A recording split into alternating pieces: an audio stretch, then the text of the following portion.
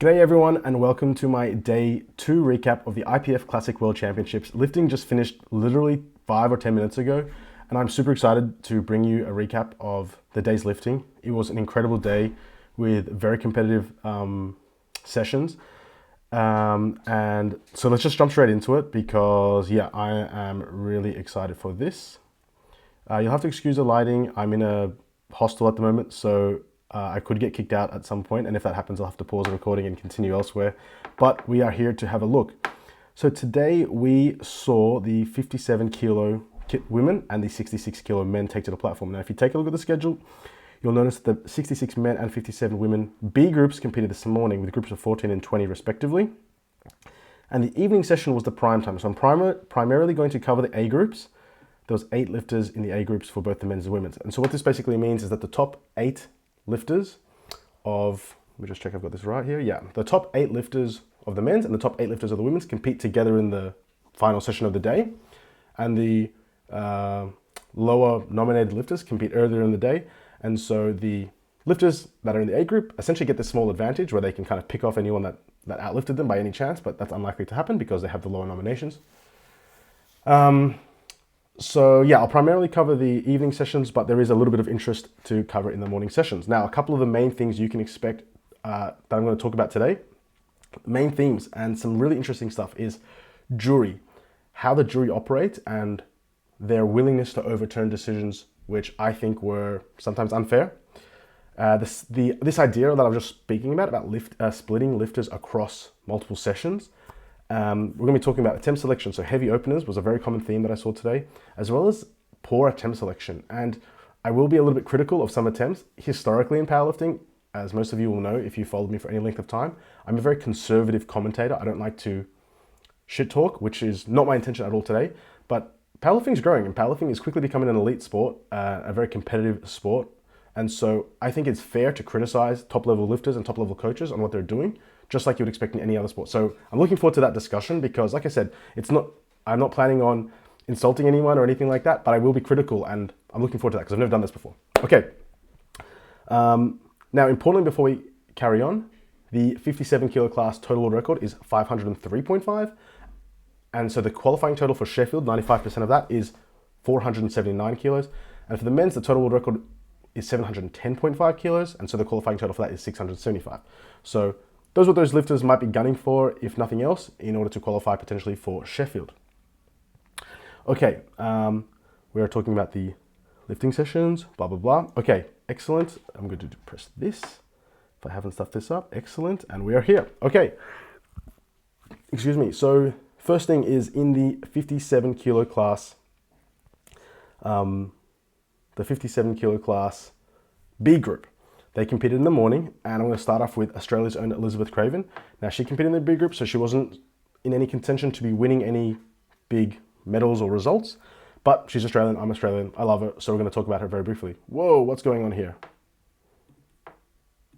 Give me 1 second, I've stuffed this up. Okay. Oh, please don't tell me this is what's happening. I can't pause, can I? Okay, we're just gonna have to find Liz's lifts, which shouldn't be so hard. Okay, that was there. This is very stressful. Okay, and we're here. Okay, so Liz opened the day on a 140 kilo squat, which isn't so surprising for her level. We're just gonna find that really quickly. And what was interesting, here we go. And what was interesting about this is that she got called on depth. So you're gonna see that here. Sorry, I'm just playing this now. I might have stuffed up some of these links, so I'm gonna have to be skipping through a little bit, but be patient with me. To me, that lift looked pretty good. And you're gonna see the replay in a second. She gets 2 white lights, and the jury overturns this decision. And so she gets awarded a no lift on this. And you can see this replay. And yeah, I mean, I wasn't in agreement with this. I think this was a mistake, essentially, by the jury. Yeah, she comes out and, where are we? Here we go. Let's see. And she comes out and gets 145 on her second attempt, and her second attempt at 145 was really good. And it was really deep. She sunk the heck out of it, so good lift. So she jumped 5 kilos, got that lift, and now she's gone to 150 kilos. And this was her third attempt. So it looked kind of like a third attempt, maybe 2.5 kilos left. And the same thing happens. She gets 2 white lights here. And then it later gets overturned by the jury. And you can see this replay here. And I mean, I don't like to be that guy that pauses replays. But to me, that looks pretty good. And an important factor here is that in the IPF technical rules, in the English section, it says that in the case of a blatant, I think it uses the word blatant and obvious error, or refereeing error, the jury will overturn a decision. And I don't think that this is a blatant, obvious error. I don't think this is blatantly like, oh, she got 2 white lights, but that was a mistake. The referees were half asleep. I just think that, yeah, I think in this session, this morning session, the jury were like overrule happy, you know, trigger happy to say that, so to speak. Similar thing happened here with Emma Zilberman. Again, in the same session, she takes this 147.5 kilo third attempt, and it looks kind of like this.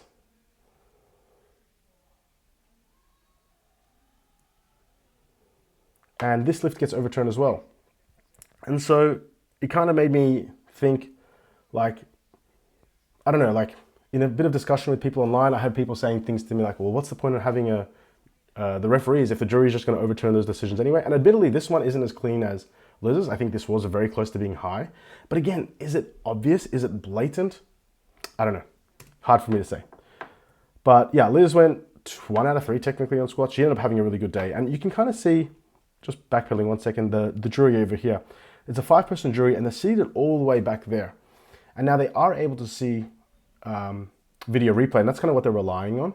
And so when I said earlier that I'm hesitant to be that guy that pauses replays, that's literally what they're doing. They're watching replays because they are way too far, way too obscured to be able to see and judge and adjudicate lifts. Like on those types of details, yes, they can see things like when the bar's misloaded or really like big things, but small things like elbow depth, which we'll talk about in a second, or squat depth.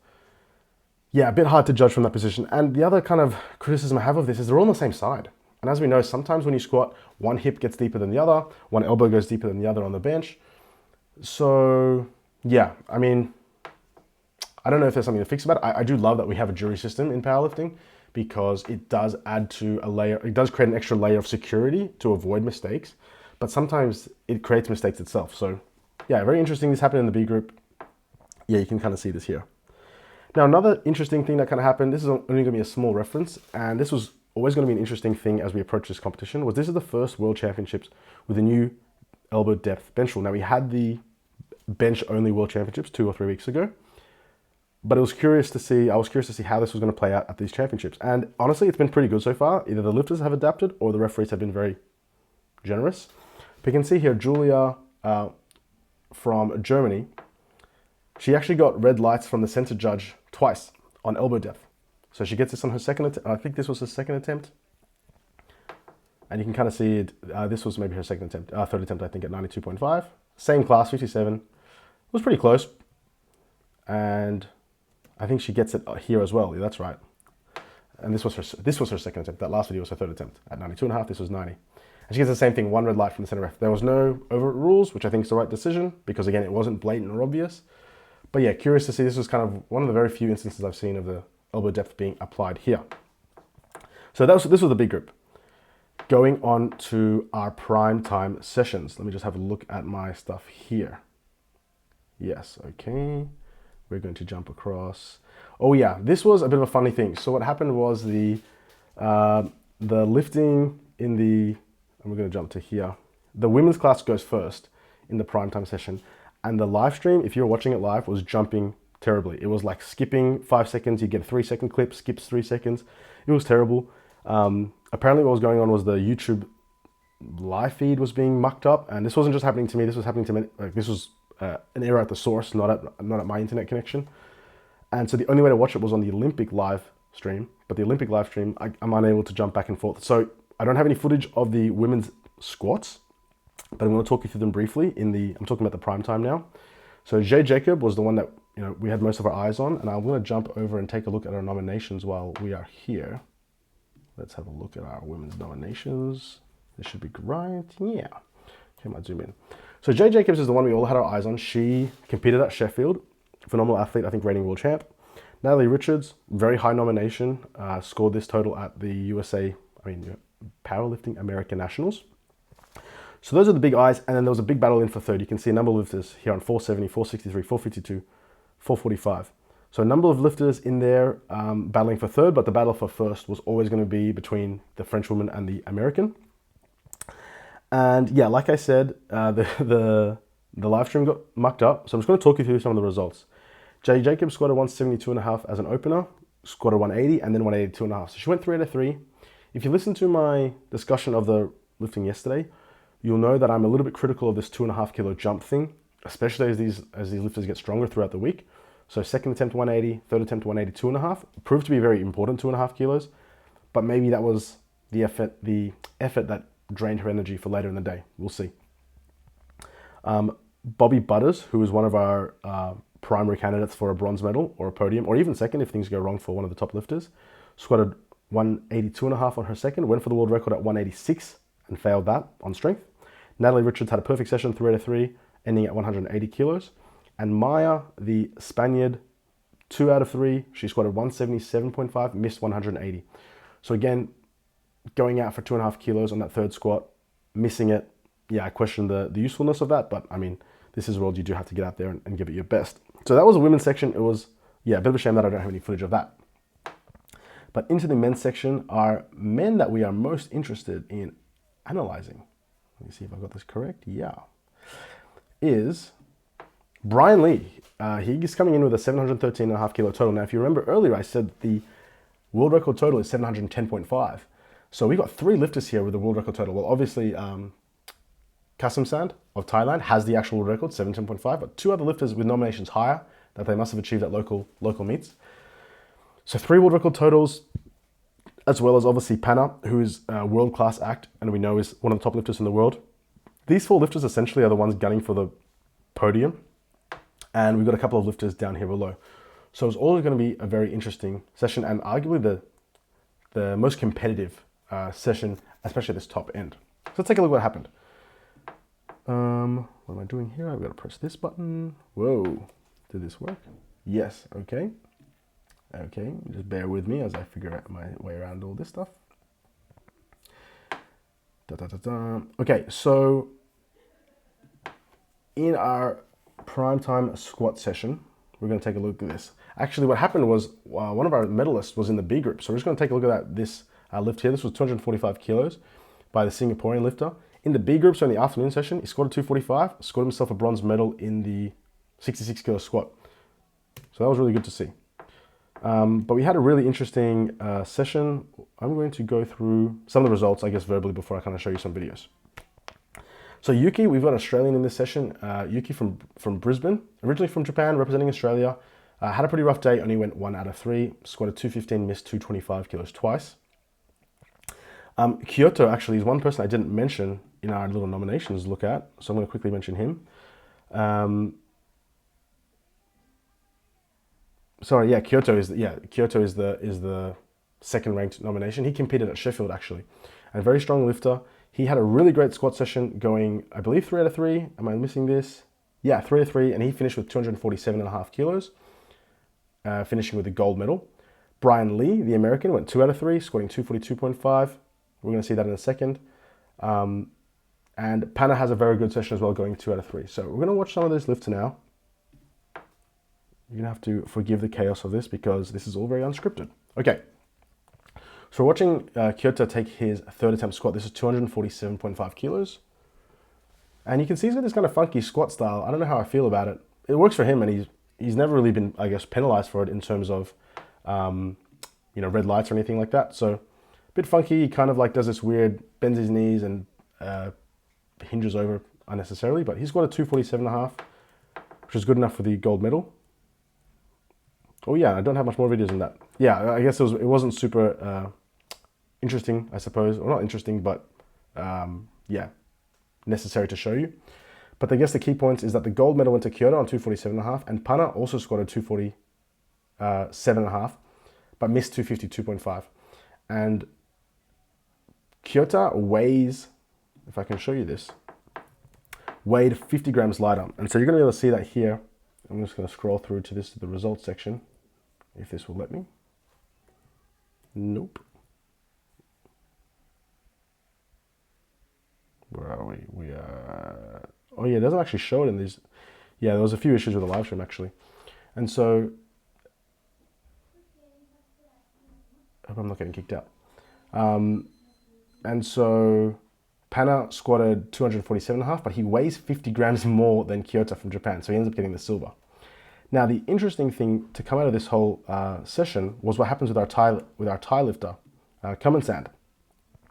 He's the previous world record holder. He missed his squat opener on depth, repeated it, got it on the second, and then jumps 15 kilos to 250, and he fails this on strength.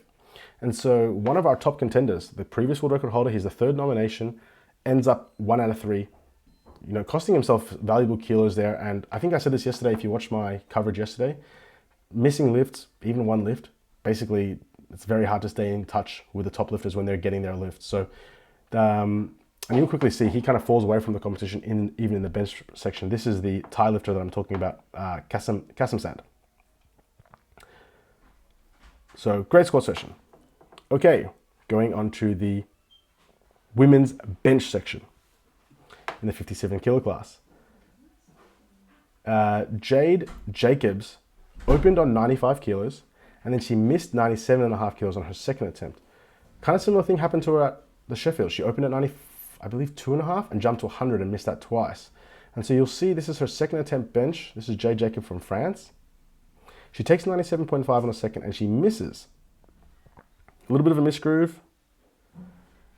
And so that kind of really cost her kilos, or could have if she missed it on the third. She ended up coming back on the third attempt and actually getting it. So we're happy to see that, and this is her third attempt here. She ended up coming back and getting that. So yeah, a little bit like Sheffield, but unlike Sheffield where she missed twice, she was able to come back and get it. Okay, we're happy to see this. Now, Natalie Richards had an awesome bench session as well as a squat session. If you remember, she went 3 out of 3, squatting 180. And here she is squatting, bench pressing 107.5. She went 3 out of 3, like I said. And I believe scored herself a silver medal in the bench press. No, a gold medal in the bench press, I should say.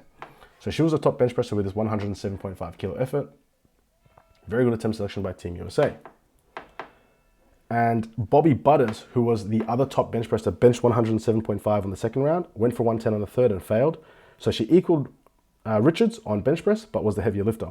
So in terms of the bench press for the women's 57 class, third place was 100 kilos by Dana Yi Lee.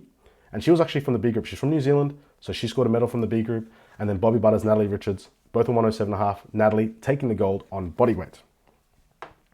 Moving to the men's. So I'm going all in chronological order here. Maybe in future ones, I will just stick to one group, like the women's, and then talk about the men separately, or like one class separately. That might be a good idea. I apologize. I'll continue as I'm going.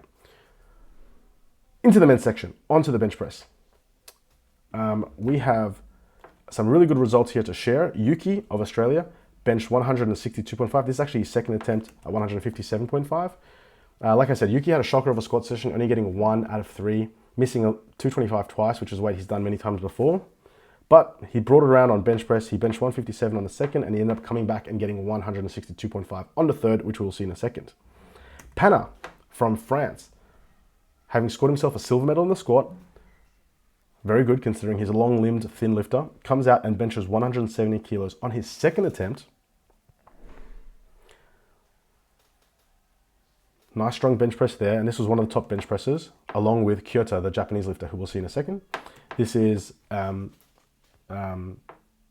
Australian, once again, Yuki, benching 162.5 kilos. And this is important because, one, he's Australian, so fuck yeah. But secondly, because this scores him a bronze medal in the 66 kilo men's bench. So we're happy to take a medal back home to Oz. And so here we have the men's Pana benching the 172.5. This bench press was his third attempt.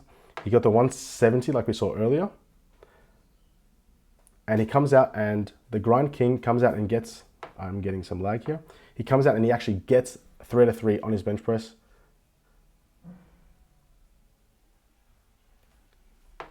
Taking a gold medal in the bench press, hitting 172.5. And Kyoto, the Japanese lifter, comes out and attempts 172.5. And as you'll see here, he actually misses this lift. You can take a look as I kind of commentate this. And the interesting thing here is they tied on squat. But the Japanese lifter was 50 grams lighter, so took home the gold medal in squat. And they were almost tied on bench press, although Kyoto misses this. And so while Pana gets the silver in the squat, he gets the gold on the bench, and it goes in reverse. While Kyoto gets the gold in the squat, he gets the silver in the bench press. So kind of like evens out there. These two are our two biggest subtotals, obviously. But our other names that we need to pay attention to, excuse me, perdón. I'm on a call. Can I just finish for 15 minutes? Yes. Yeah, sorry. I can close up behind me as I leave if that's okay. And Pana, what was I saying? Oh yeah, and we are, watching this missed lift by Kyoto, the Japanese lifter. I need to get kicked out. I'm in a common area, and I need to get kicked out, so I'm going to finish this up pretty quickly. The other lifters in the men's 66 kilo bench session that we need to talk about really briefly is the Thailand lifter who went 1 out of 3 on squat. He also went 1 out of 3 on bench press. So he must have been hurt after that squat, and he just didn't perform very well. And Brian had a hard opener at 147. He got 152.5 on bench, missed 155. So he's 4 out of 6 essentially coming into the deadlifts with a pretty good subtotal, but he is a deadlift monster. Okay, jumping back to the women's deadlift sections. So these were what are we looking at here? Oh yeah, the women's deadlifts were absolutely crazy. And so I'm just going to talk you through some of these results because it's very hard to keep up because you have to have kind of been watching it all live, and it's impossible for me to go back and get the live score at the times that things were happening. So you're just going to have to pay attention as I go here. Jade Jacob, biggest deadlift of the group. She deadlifted 215 kilos as an opener. It wasn't great. And Natalie Richards opened with 200 kilos, so 15 kilos below, and she smoked that. Richards jumps 15 kilos to 215. Jade Jacob, who lifts after Natalie Richards, the American, jumps 7.5 kilos. This 7.5 kilo jump was really interesting because with that 7.5 kilo jump, she actually ties Richards on total, but loses on body weight by the end of the second round. And so I kind of said she either should have jumped 10 from 215 to 225 kilos, and that would have at least finished the second round of deadlifts in the lead, or jumped less and saved her the energy. But instead, she's basically taking the most amount of weight for the least amount of benefit. Like, you're jumping 7.5 only to be losing at the end of the second round. So that was a bit interesting. Now into the second round of deadlift. So this is the battle for the first. Battle for thirds, we've got Maya from España. Here she takes her second attempt of 197.5 kilos. So very good lift.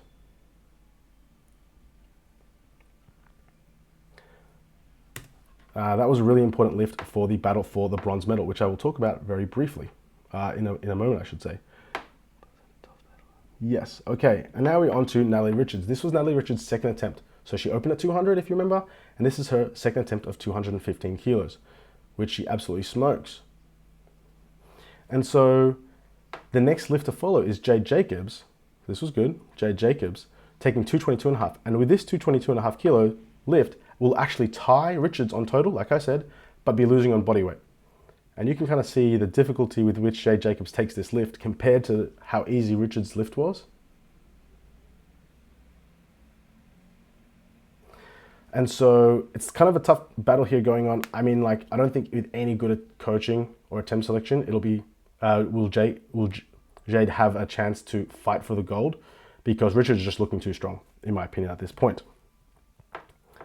Okay, and these are the totals at the end of the second round. So going into the last round of deadlifts, Natalie Richards on 502, Jade Jacobs on 502. Like I said, Natalie's the lighter lifter. And then the battle for bronze, we've got Bobby Butters, Maya, and Andrea Riley.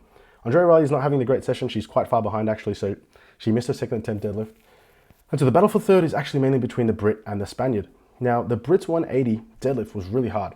And so she only jumped 2.5 kilos. I don't think I've got a video of that. No. She jumped 2.5 kilos to get to 182.5, and she got it. It was a massive fight. So she finishes the day on a total of 472.5. Now, you see Maya is on 465. So she needs to make up 7.5 kilos. She is the lighter lifter. And so you can do the math on 197.5 kilo deadlift that we saw earlier. She jumped 7.5 kilos to 205 kilos. Perfect attempt selection. Probably would have been the attempts anyway if she was competing in the local meet without the competition. And so Maya comes out. This is a 205 kilo deadlift. This is for the bronze medal in the deadlift, but also to jump Bobby Butters, on the podium, and she absolutely nails it. 205 kilos. The Spaniard is the bronze medalist at the IPF Worlds in her first Open Championships. So this was awesome to see, and really surprising that Bobby Butters doesn't finish on the podium. Probably cost her missing a squat and missing a bench. While Maya had, she also missed a squat. I think she might have missed a bench as well. So it was a very close battle in the end there. But yeah, congratulations to the Spaniard Maya on that. Enhorabuena. Coming into deadlifts, this was a very difficult jostling for position here with attempt selection. Like I said before, Joe Jacobs and Richards were tied. If I was coaching Jake, I don't know if I'm saying that correctly. If I was coaching Jade, I would say, look, you're not the stronger lifter today. I mean, I wouldn't say this specifically to the person, but this is my reasoning. We're not the stronger lifter today. All we need to do is put the pressure on. Put the pressure on. And what I mean by that is jump 2.5. Her second attempt was 222.5. I would have just jumped 225, like the minimum necessary, to at least take the lead. And when you take the lead, you put pressure on your opponent. You say, look, I'm in the lead now. You've got to outlift me. But instead what they did was they kind of like waited, held back and waited for the American to lift and then tried to outlift them, which I just don't think was the right approach because, yeah, Natalie was just looking too strong. Joe Jacobs was like kind of struggling, I suppose. And yeah, just wasn't in it. So Natalie Richards, she's jumped 10 kilos. And so if you're following, Joe Jacobs is going to have to jump the same. She gets this. Awesome. She finishes on 512.5 kilo as a total. And so she jumped 10. She jumped from 215 to 225, which means Jay Jacobs, if she jumps 10, her second attempt was 222.5, she will still be in second. So she actually has to jump 12.5. And this was really interesting because they jumped 10. They made an attempt change and they jumped 10 to 232.5. This was the wrong weight. So I was very confused by this attempt selection. If the French coach or someone from the French team can explain this to me, why would you jump to a weight that doesn't win? Was this a mistake? She should have taken 233, but instead they put 232.5. Very bizarre. But we have our final results here in the women's section. It doesn't come up, actually, I don't think so on the screen. Here we go.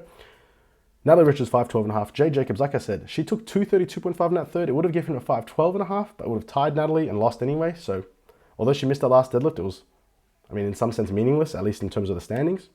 And Maya de Silva Diaz, 472.5, tying Bobby Butters, but winning on bodyweight for the bronze medal. Okay, men's section. The big surprise for me was Brian Lee opening on the world record.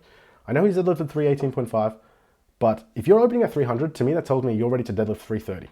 Like, this is such a heavy deadlift opener, and as you'll see, it kind of like kicked him in the ass because this was hard. We're going to see if we can get to this. This was a really hard opener and probably harder than it needed to be. Wasting both energy, but also not giving yourself room to kind of like gain momentum and actually get some really good lifts in there. And so as we come into the end of the first round, we can see the totals here on 695, 692, 690. Very competitive for the podium position. From these deadlift attempts, again, you can always pause this to kind of absorb this. I know I'm going quite quickly, but I do have to get out of here. Panna jumps 15 to 285, Kyoto jumps 17.5 to 292.5, and Brian Lee jumps 12 to 312.5. These two attempts by the Japanese and the USA lifter are the lifts that I'm going to be the most critical about. Very weird attempt selection. With Panna's 15 kilo jump, he'll get to 705. So if I was Kyoto, I would aim to also total 705 to be in the lead by the end of the second round because he is the lighter lifter. But instead he chooses a weight that gives him a 710 total. So yeah, a little bit unnecessary there. And the same thing about, I know he chooses a total that gives him a 707.5, I should say. So instead of the 292.5, which was what his second attempt was, I would have just chosen 290.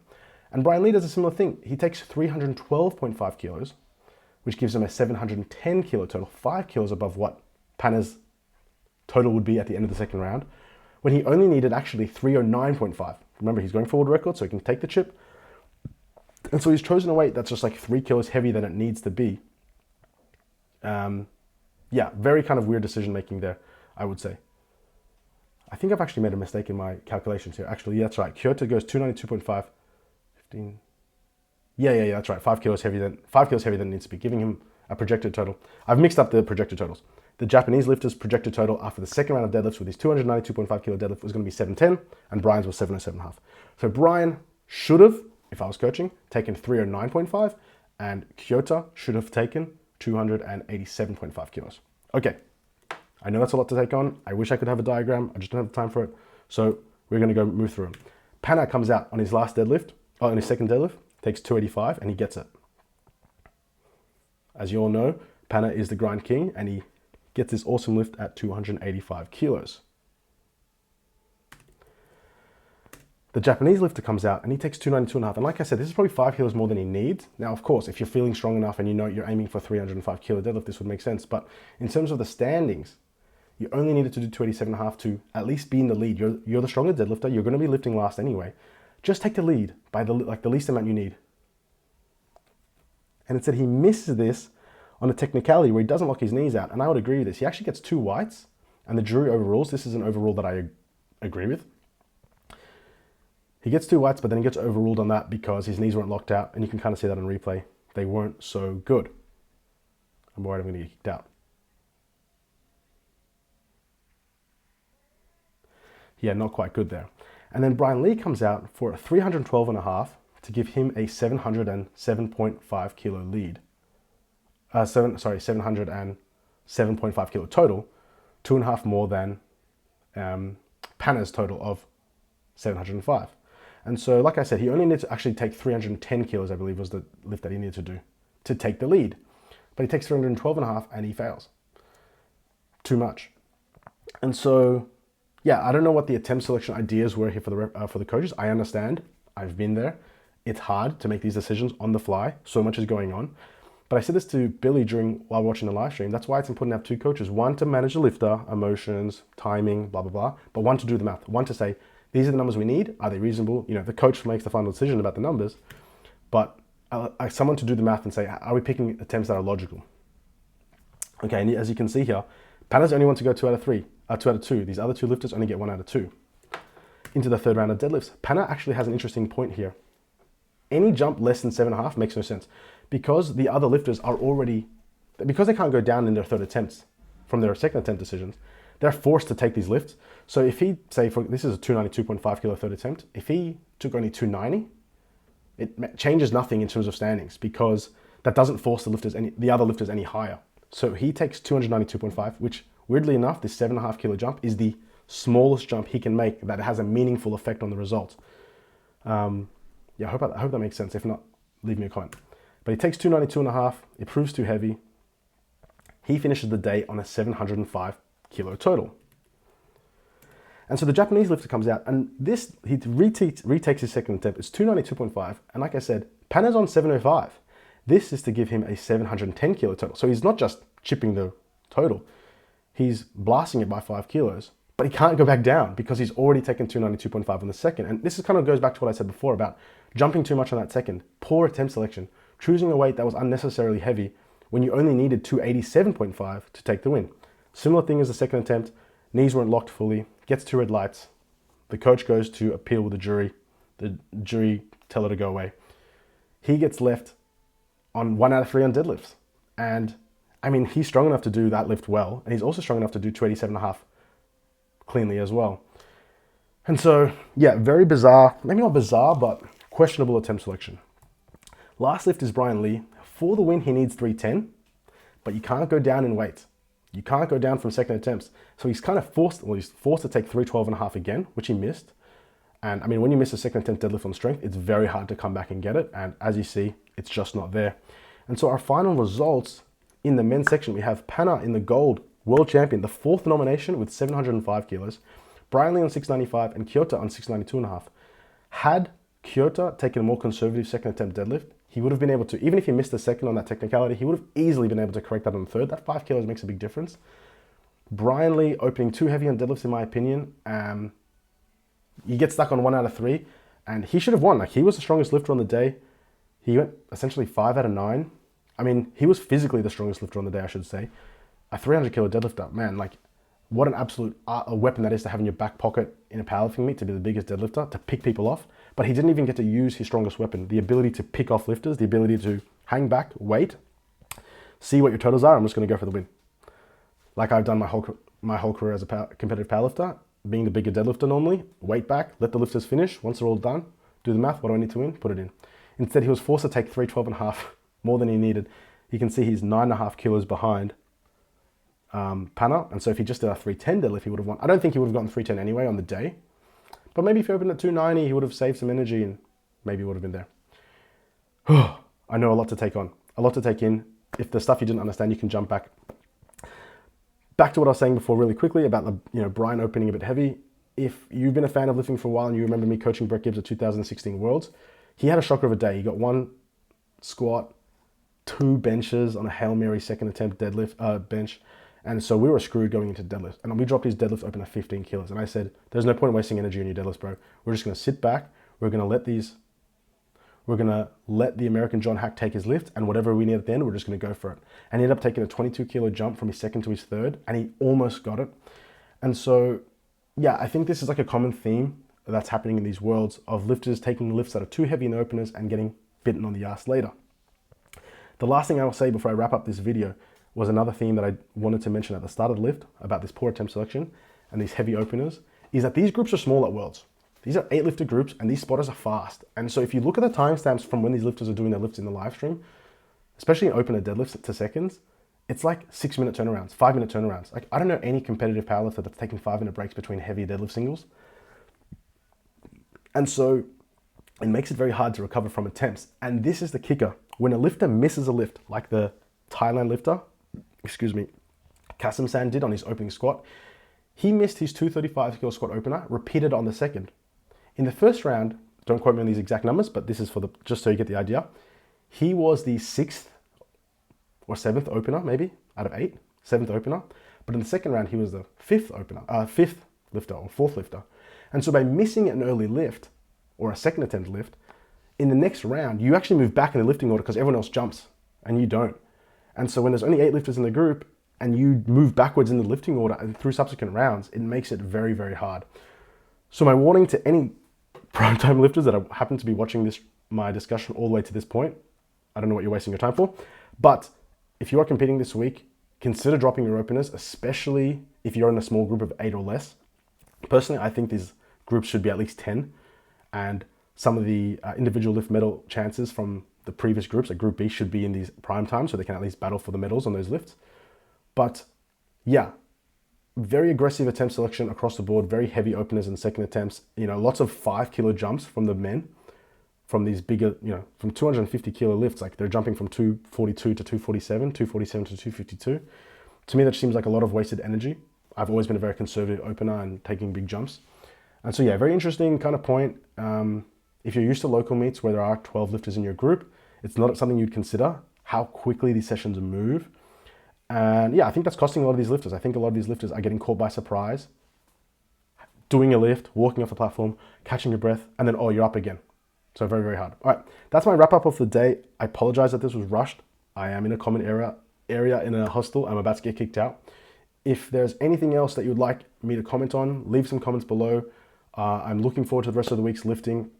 Congratulations to our world champions in Panna and in Natalie Richards. Awesome day of lifting, and I look forward to seeing you guys in the next one. Cheers.